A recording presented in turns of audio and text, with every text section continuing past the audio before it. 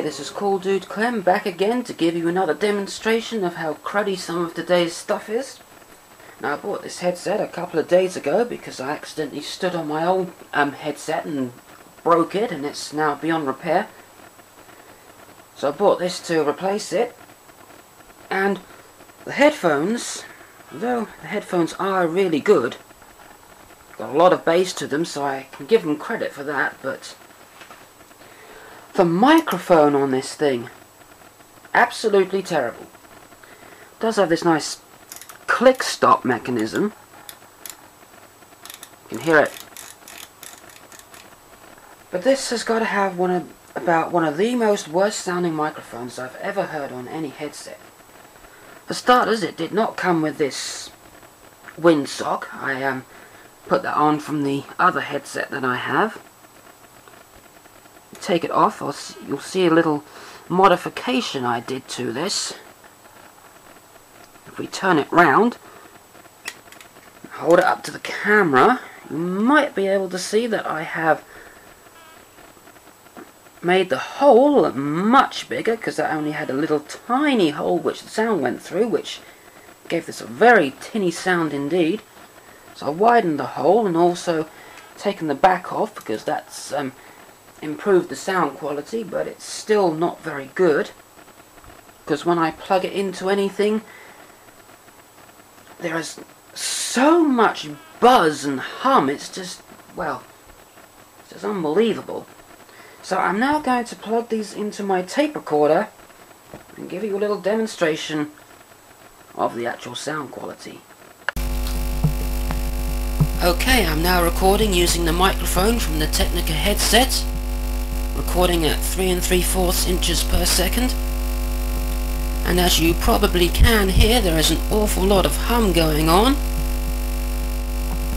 The modifications I did make to this microphone have made it sound so it's not tinny anymore, but God, there's just so much hum. This thing is just, well, unusable.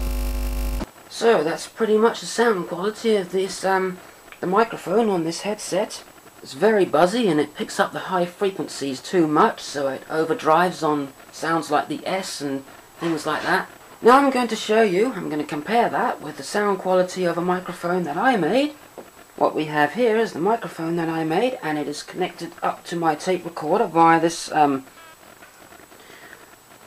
rather messy looking circuit here, but it does work. I was also using this to connect up the microphone from the headset. But anyway, I'm now going to make a recording using this microphone so you can hear how it sounds. Okay, I'm now using the microphone that I made, and I'm using the same connection cable to connect it to this tape recorder. And as you can hear, there is no buzzing and no overdriving on the high frequencies. This microphone sounds exactly the way a microphone should sound. Now we're going to take a look inside the headset to see exactly why it sounds as bad as it does. So we're going to start by opening up the inline volume control.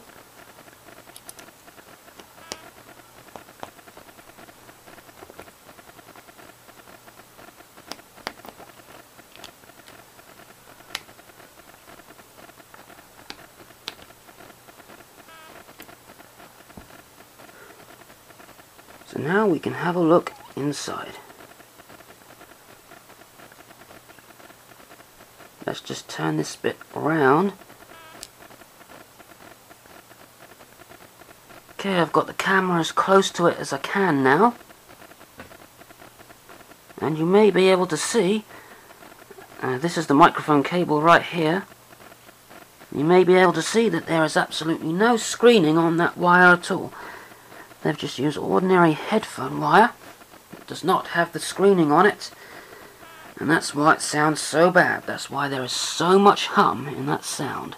Now I would replace the cable, but unfortunately my soldering iron has gone on the blink. It's the second one that I've bought from home base, and they seem to last for a couple of days and then they die. This is the element that I took out of it. So if you want to know what's inside a soldering iron, well, this is what you'll find. Now testing it with the meter here, you can see that this wire here is good. As you can see, the resistance goes up the further along the element I move, which is simply made out of resistance wire.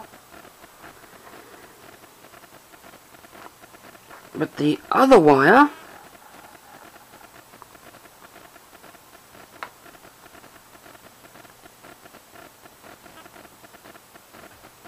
there's no connection at all. So somewhere, see, it's not the meter that's gone wrong or the wire, because that is conducting, as you can see, but somewhere inside this it's gone open, and it's just not possible to fix. Next time I'm going to get myself a Weller or a Black & Decker or something like that. Something that I know is going to work. This very sorry looking thing is the bit. You can see it oxidized like mad. My other soldering irons did not do this. Don't know why that has gone as bad as it has, but anyway, that's just about the end now, so until next time, goodbye.